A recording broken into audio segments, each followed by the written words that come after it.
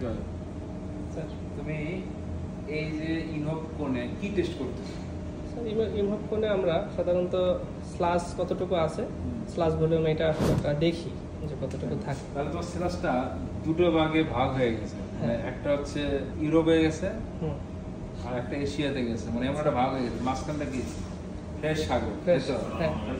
এই জিনিসটা কেন হয় তুমি কি জানো কখনো, যে কেন সিলাস নিচেও সেটেল হয়েছে উপরেও সেটেল হয়েছে?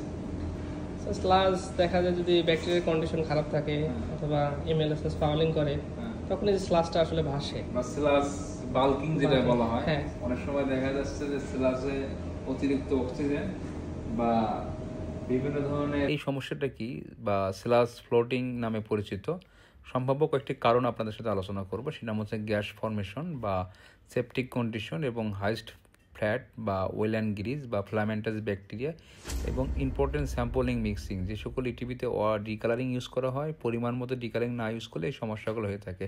ধন্যবাদ।